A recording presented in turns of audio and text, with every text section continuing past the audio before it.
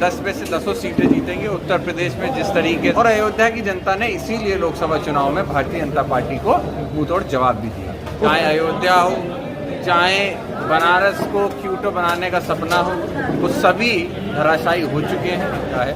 आज 100 रुपये की बात कर रहे हैं, अगर आप जाके बाजार में देखेंगे कोई 120, कोई 130, कोई 160 तक की भी दालें बिक रही हैं।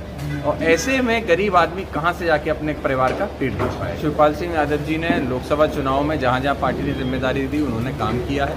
आगे भी जो जिम्मेदारी मिलेगी उन सभी को निर्वहन पूरी तरह करेंगे। आज भी जो कार्यसमिति किस तरह देख रहे हैं, बड़े अंतर में सफलता मिलेगी। 10 में से 10 सीटें जीतेंगे। उत्तर प्रदेश में जिस तरीके से आपने देखा है भारतीय जनता पार्टी के कार्यकाल में किस तरीके से निर्माण तो बहुत किए गए, शिलान्यास बहुत सारे किए गए, उद्घाटन कई सारे किए गए, लेकिन पहली बारिश और दूसरी बारिश में ही सारी हकीकत सामने आ गई। चाहे अयोध्या हो, चाहे बनारस को क्यूटो बनाने का सपना हो, वो सभी धराशायी हो चुके हैं। इसलिए हमें पूर्णतः विश्वास है कि जो चुनाव होने जाएंगे समाजवादी पार्टी बड़े अंतर से जीत दर्ज करेगी। भाजपा में बड़े पैमाने पर अयोध्या भाजपा नेताओं ने जमीन खरीदी है, इसमें घोटाले भी सामने आ रहे हैं। जी बिल्कुल, ये पहले से विपक्ष इस बात को कहता रहा है। अब जो कि समीक्षा हुई है ये सारी बातें सामने आ रही हैं, लेकिन ये सारी बातें पहले भी हो चुकी हैं।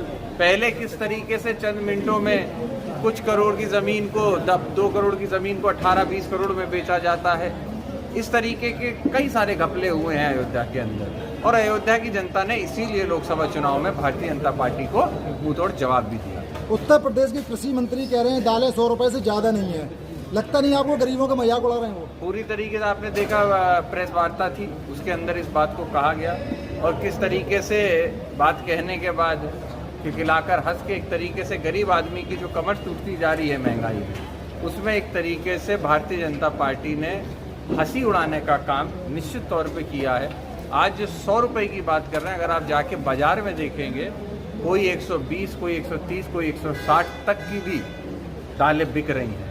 और ऐसे में गरीब आदमी कहां से जाके अपने परिवार का पेट भर पाएगा। नेता प्रतिपक्ष को लेकर जिस तरह शिवपाल सिंह जी काफी पुराने कद्दावर नेता है, क्या लगता है उनको ये रोल मिलना चाहिए? देखिए, पार्टी का नेतृत्व का फैसला होगा। आदरणीय शिवपाल सिंह यादव जी ने लोकसभा चुनाव में जहां जहां पार्टी ने जिम्मेदारी दी उन्होंने काम किया है।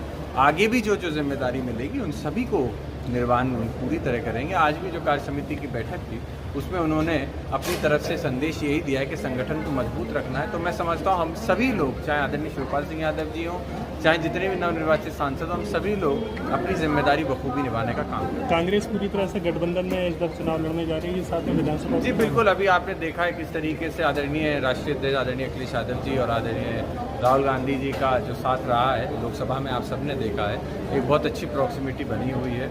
इसी तरीके की बनी रहेगी। इंडिया गठबंधन निश्चित ही इस उपचुनाव में एक साथ मिलकर लड़ेगा। सांसद जी, एक बिजली को लेकर लगातार समस्या उठ रही है। बिजली